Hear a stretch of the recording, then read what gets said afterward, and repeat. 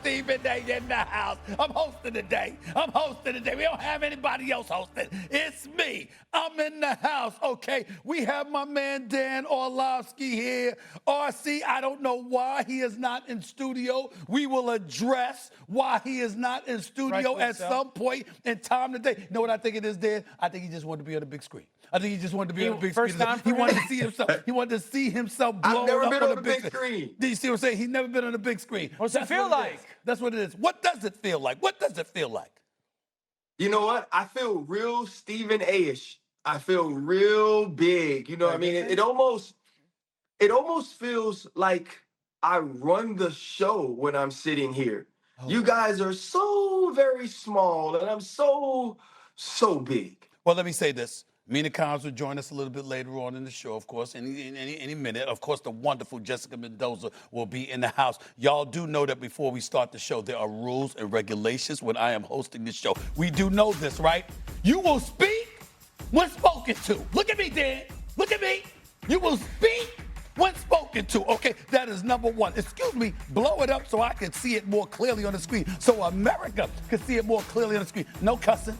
We don't allow that, all right? Well, Marcus isn't here. RC, you will address me as Stephen A or Mr. Stephen A. You understand? You ain't in studio, so you can't argue with me about this stuff, okay? Leave the fluid comments to me, Dan. You don't take that over. Don't steal my ideas. Get your own, damn it. Never okay? do something so stupid. And no rude reactions, no gyrations, the facial expressions and all that. You stop that. You stop that right now with your troublemaking self, okay? Let's get to it. We got a show to do. All right? We're going to start with the game tonight in AFC North rivalry as the Steelers visit the Cincinnati Bengals. Aaron Rodgers and Joe Flacco are set to become just the second pair of 40-year-old opposing quarterbacks to start against one another in NFL history. The Steelers sit at 4-1 and are the favorites to win the division at -160. The Ravens have only one win this season, but have the second shortest odds to win the AFC North, with the Bengals and Browns being long shots. What's on the line for the Steelers tonight?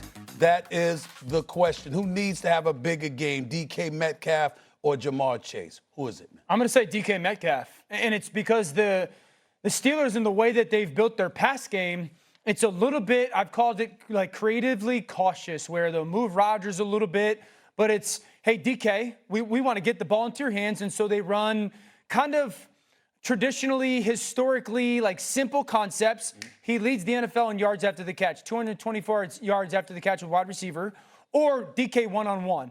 And then it's a little bit like Rodgers, move the pocket, play action, find the tight end. And so as great as Jamar is, the Steelers, and I see why they make the trade, because there's so much of DK, go be the focal point of the pass game, go dominate, which he has done, and then our offense has rhythm, it has big play explosiveness to it. I say DK Metcalf. What about you, RC? Now, I say Jamar Chase, and I think when you think about DK Metcalf, you're thinking of the entire picture, right? How does DK Metcalf playing well in this game sort of push the Pittsburgh Steelers forward as we're talking about this AFC North picture? But if you watch the second half against the Green Bay Packers, Jamar Chase was everywhere. Jamar Chase felt like the Triple Crown winner. There were 3 separate occasions where we watched him go one-on-one and Joe Flacco just give him a chance to make plays, and he did that on Keyshawn Nixon. And so I'm expecting for Jamar Chase to be the focal point of this offense, as it was supposed to be when we came into this season. And Joe Flacco found a way to get comfortable in the second half. We watched Zach Taylor open up in the second half against the Green Bay Packers. And for people who didn't watch that game or see that film, that game was extremely close in the fourth quarter to the Green Bay Packers were able to put some distance between themselves and the Cincinnati Bengals. And it was because of Jamar Chase being able to win in one-on-ones, Jamar Chase on third down. And so for me, if this game is going to be close in any way, if the Cincinnati Bengals are going to have any sort of chance, Jamar Chase has to have one of those days we watched him have last year, where he was showing everyone in the world he was the most valuable non-quarterback on the offensive side of the football. I totally agree with RC, and I think it's necessary because, listen, I think that's the only hope the Cincinnati Bengals have. Their defense isn't great offensively. It is about Jamar Chase because he helps get T. Higgins off and others as well. If he's flowing, then you got to worry about him. Obviously, you got to preoccupy yourself with him, and that leaves opportunities open for other people. And if you're Joe Flacco, who's immobile, you don't have to worry about him scrambling. You're going to really, really need to rely on Jamar Chase and others to step up in order for this to be successful. Go ahead, Dan. Well, here's my pushback to it. Okay, if DK Metcalf doesn't impact the game the way that he has for most of this season, this game will be close because he's such an integral part of their offense. The Steelers don't do a ton. They'll put 6 offensive linemen on the field. You'll see that and hear that a ton tonight. Darnell Washington will be the tight end, and they'll do a bunch out of it.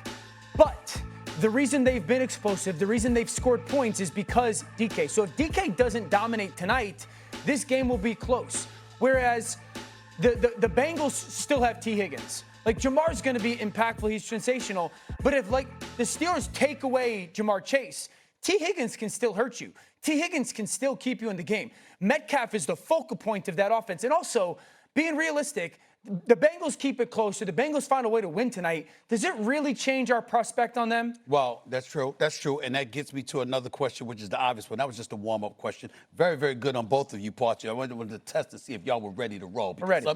Sometimes, man, I don't know. Thank you. I don't know about, so I have to make sure y'all was ready to roll. Us and making sure we're TV ready finally, Stephen A. That's right. We needed you to come on this show and host in order to make sure we understood This that. is not a day for you to clap back at me with that background of yours. It's not the day to do it, RC. It's not the day to do it, okay? Looks like a coloring book.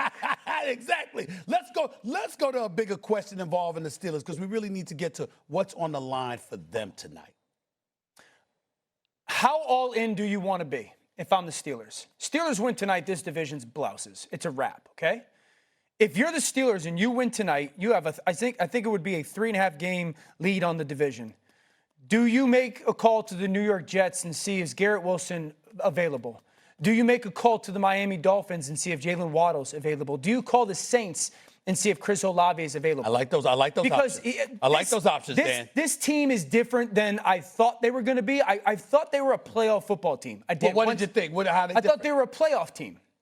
After I've watched them over the last 3 or 4 weeks, and now the defensive line has gotten healthy with Cam and Nate Herbig and TJ, and I watched the way this offense is playing. Last year, you remember I said, this offense can't beat the good football teams. I don't feel the way about this offense this year. This offense can beat the good football teams. And I just laid out who they are on offense. Could you imagine if they really added a number 2 viable wide receiver opposite DK Metcalf? I've been begging for that. Or a Waddle? They went tonight, division. I want to know how all in will Pittsburgh go to really say, we're making a no question expectation run at winning the Super Bowl. What about you, RC? Well, I think the other piece that we have to add to that is just how good Aaron Rodgers has been. And it's not in the numbers, right? This won't be the gaudy Aaron Rodgers numbers that we saw during his 4 MVP seasons, but he's been a steadying force for this offense. He's been a leader on the field. They haven't necessarily conformed, as the other teams have under Aaron Rodgers, to be exactly what he needs them to be or what he wants them to be. He's used his legs in the pocket. He's created extra time. Darnell Washington in the last game against the Cleveland Browns became a force on late leaks and boots and getting him opportunities in one-on-one. DK Metcalf and now Aaron Rodgers developing some chemistry down the field. Aaron Rodgers is the reason, period, that this offense is good enough to beat good football teams. And I love the question that Dan is asking, because the reason they can be all in is because the AFC is not what we thought it would be. We thought the Buffalo Bills would be a better team. You thought the Baltimore Ravens would be a better team. Obviously, the Kansas City Chiefs have sort of fallen back into the pack. And so now Dan is asking the right question, and he's asking the right question to General Manager Omar Khan. You went out in this offseason, you say, give me DK. You say, give me Jalen Ramsey. You say, give me Aaron Rodgers. We aren't going to draft a quarterback in the first round. So that told me you were all in already.